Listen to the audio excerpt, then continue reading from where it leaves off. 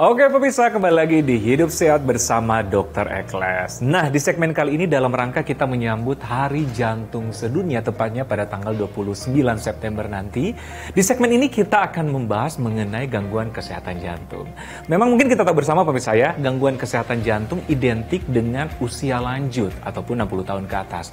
Tapi kok semakin hari, kalau kita lihat sosial media, berita, semakin hari kok gangguan jantung bisa terdapat pada usia yang semakin muda. Mengapa demikian? Apa penyebabnya? Jangan khawatir, saya bersama ahlinya nih, bersama dengan Dr. Erika, spesialis jantung dan pembuluh darah. Apa kabar dokter? Kabar baik Dr. Ekles. Iya, memang kita harus sehat jasmani, rohani, dan sehat jantung ya. Ya, tentunya dong, pastinya ya. Pastinya ya. Pastinya. Nah ini pemirsa ingin tahu nih dokter, kan dulunya kita menganggap penyakit jantung, aduh penyakit orang tua tuh. Ya, betul. Identik dengan orang tua. Dengan orang tua ya. Tapi kok di zaman sekarang, apalagi sosial media atau kita mendengar pemberitaan, ada keluarga kita juga mungkin ada artis-artis tertentu kok semakin muda gitu terkena masalah gangguan jantung. Itu kenapa penyebabnya? Nah ya, ini sangat menarik ya, karena memang betul sekarang prevalensi kita bilang penyakit jantung itu sekarang sudah bergeser ke usia yang lebih muda. Jadi kalau dulu orang tua yang datang ke poli-poli jantung untuk periksa jantung, kontrol jantung, nah sekarang sudah mulai usia-usia dia 40 tahun ya, bahkan ada yang 30 tahun loh yang kontrol untuk kesehatan jantungnya. Kenapa ini bisa terjadi? Karena tentunya pergeseran gaya hidup dok. Ya, kita tahu bahwa semakin maju dunia peradaban ya, semakin banyak yang super, kita bilang apa ya, instan, semua instan, sehingga gaya hidup ini menjadi penting sekali dalam kita menjaga kesehatan jantung terutama, dan ini sangat mempengaruhi dari mulai kita lihat saja contohnya dari masalah makanan. Sekarang banyak sekali yang instan, sedangkan instan itu biasanya banyak mengandung garam yang tinggi, banyak mengandung minyak ya, yang instan-instan, sehingga itu akan mempengaruhi kadar kolesterol yang ujung-ujungnya akan berakhir dengan risiko penyakit jantung. Ya, kira-kira seperti itu. Dan dengan gaya hidup juga yang apalagi di kota besar ya dokter, kita jarang menemukan orang yang berjalan kaki. Ya, semuanya memakai kendaraan, jarang olahraga karena di Indonesia. Kita bicara dengan peradaban ini semuanya serba banyak fasilitas, sehingga ya jadi waktu juga kurang olahraga ya, aktivitas stres ya, itu juga mempengaruhi jantung, sehingga pergeseran gaya hidup inilah yang akhirnya mempengaruhi kenapa usia-usia muda sekarang jauh lebih bisa terkena atau munculnya di usia lebih muda. Kira-kira seperti itu. Dokter, ternyata lifestyle ini sangat berpengaruh ya? Oh iya, tentu. Terhadap risiko gangguan jantung yang semakin hari semakin di usia muda. Iya, betul. Kira-kira faktor apa lagi dokter? Ya, selain gaya makanan ya, makanan yang tidak sehat, yang sering dikonsumsi, lalu jarang olahraga, stres, pola tidur juga sangat mempengaruhi. Kadang-kadang pola tidur ini tidak terlalu diperhitungkan ya, bahwa dengan tidur larut malam, terus tidak teratur ya, ternyata itu juga salah satu penyebab kenapa risiko terjadinya penyakit-penyakit komorbid untuk jantung, diabetes, hypertension ya. Orang yang tidurnya tidak teratur, yang sering begadang, itu akan kecenderungan hipertensi lebih tinggi dibandingkan orang yang tidurnya teratur. Sehingga hipertensi, diabetes, kolesterol tinggi itu kan akan berujung menjadi faktor-faktor risiko untuk penyakit jantung, terutama penyakit jantung koroner. Setuju. Dan memang kita informasikan ke masyarakat bahwa yang risiko paling tinggi penyakit jantung yang penyakit metabolik tadi ya. Betul. Hipertensi, kolesterol, apalagi diabetes. Ya, tiga serangkai ini. Serangkai ini betul. Nah, ini mungkin jadi penasaran bagi pemirsa, apalagi masih di usia muda nih, di bawah 40 ya, kayak Dr. Ekles 17 tahun. Iya, percaya kok. Percaya ya? Waduh, sering diundangin aku. Bercanda. Oke, nah ini ada gejala nggak dokter? Kita memperhatikan kenapa terjadi usia muda, ada gejala-gejala nggak yang kita bisa lihat dokter? Baik, jadi penyakit jantung kan sebenarnya ada beberapa ya, ada banyak ya. Cuma memang yang paling sering prevalensinya ditemukan adalah penyakit jantung koroner atau sumbatan di pembuluh darah koroner. Pembuluh darah yang ngasih makan jantung ya bahasanya gitu. Jadi gejalanya ini sebenarnya yang paling sering ditemukan adalah nyeri dada. Nyeri dada sebelah kiri karena memang posisi jantung ada di sebelah kiri ya. Nah, biasanya nyeri dadanya itu yang khas untuk jantung tuh seperti rasa tertekan ya, tertekan benda berat ya. Jadi seperti bisa juga kayak diremas, panas, bisa menjalar ke tangan kiri, ke leher, ke rahang ya itu.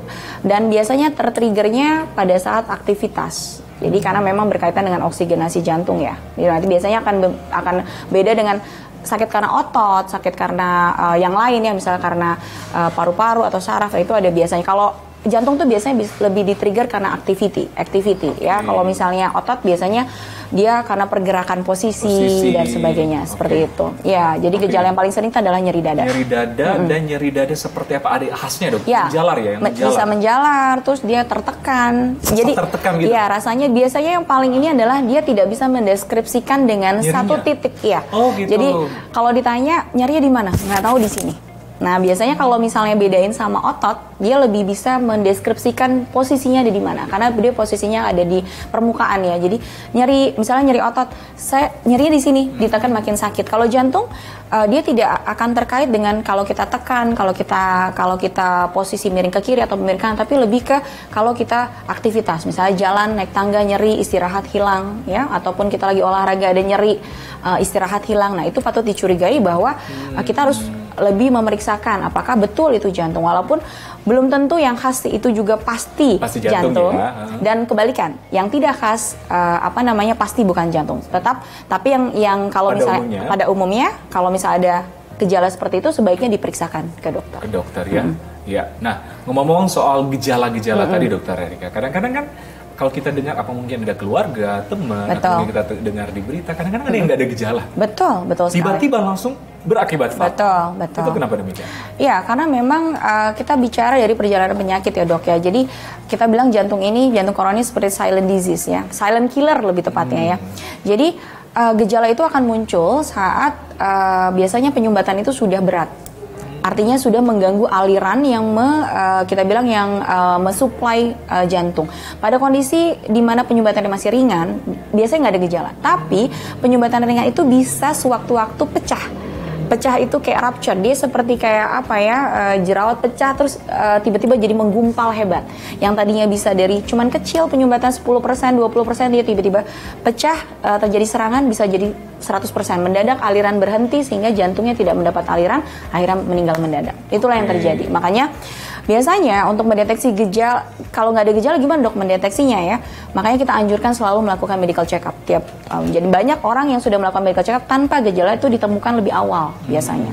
Jadi ada tindakan pencegahan. Pencegahan, betul. Melakukan screening atau terutama ya kita sarankan kepada keluarga yang memiliki riwayat jantung. Nah dokter, ini menarik banget nih karena kebanyakan berkaitan dengan lifestyle. Nah ini ada lifestyle terbaru tren masa kini nih, coffee lovers. Gitu. Jadi banyak kafe kopi-kopi di mana-mana dan katanya banyak yang tanya juga, ada dokter ini fakta atau mitos nggak kopi bisa mencetuskan salah satu mungkin gangguan jantung? Mungkin related dengan kalau kita minum kopi kan jadi berdebar. Nah itu gimana dokter? Benar atau tidak? Di fakta atau mitos nih? Ya, jadi ada fakta ada mitosnya juga ya. Jadi setengah-setengah ya. Jadi kopi memang betul bisa merangsang denyut jantung. Nah dia akan menjadi mencetuskan aritmia, kita bilang gangguan irama jantung pada orang-orang yang memang punya gangguan irama jantung.